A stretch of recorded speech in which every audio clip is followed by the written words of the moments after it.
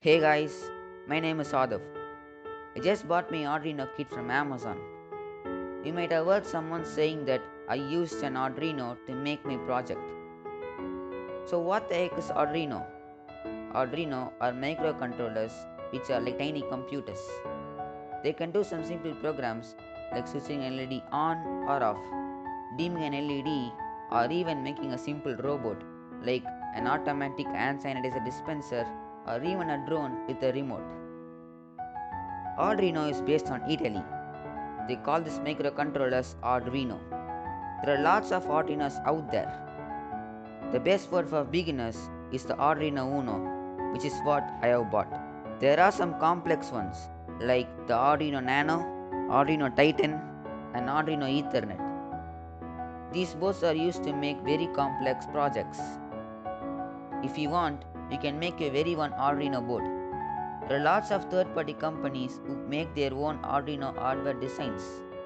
You can visit Adafruit website where you can buy shields that let you control the motors without making motor control circuitry.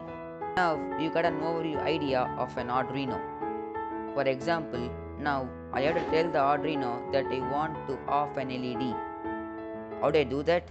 Well, we need to type some C code and then we can just upload it into our Arduino board via a USB cable. If you want, you can buy Arduino from Amazon cheaply. If you plan to buy, I recommend you to buy the Arduino Uno. It is very beginner friendly and also if possible, buy these kits which has lots of different other hardwares. I leave the link of the Arduino Uno kit which I bought. Now let's see what is inside of this board. Do you hear some cracking sounds?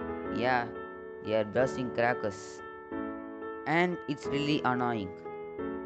So, by the way, Arduino uses microcontrollers called Atmega AVRs. Sometimes it is called the heart of your Arduino Uno board.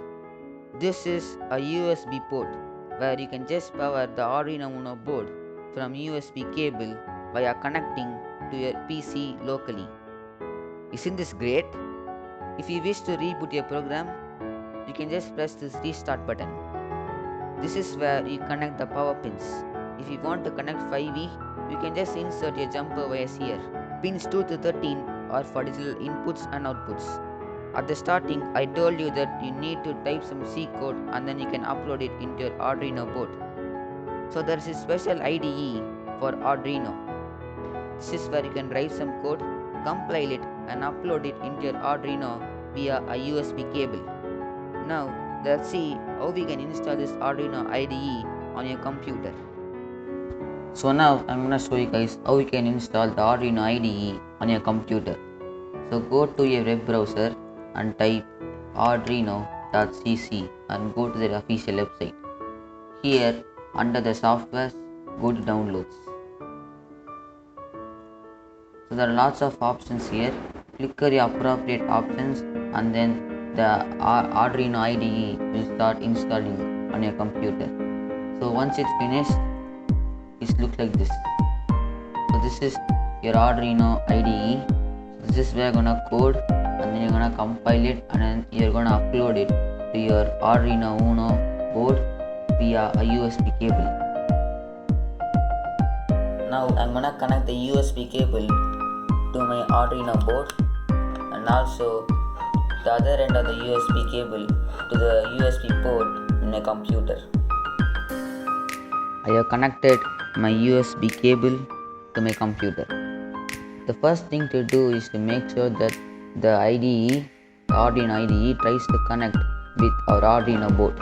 So to make sure that, go to tools and inside under the tools you need to select the boards. So in this case I'm using an Arduino Uno, so I'm gonna click that. Now we have to make sure that the Arduino IDE can actually connect and communicate with our Arduino. So to make sure that, go again to tools and in that go to the ports and here it is, Arduino Uno. So click on that. There are tons of examples the Arduino IDE. Go to files and there go to examples and then the first one is analog read serial. Click on that. So here they will give you the whole code you need to type, and also they'll give you the instructions. This is the best way to learn the Arduino for beginners. If you like this video, think about subscribing it and also hitting the like button. In the next video, we'll see how to use the breadboard and also how we can switch an LED on and off using a breadboard. I'll see you guys in the next video.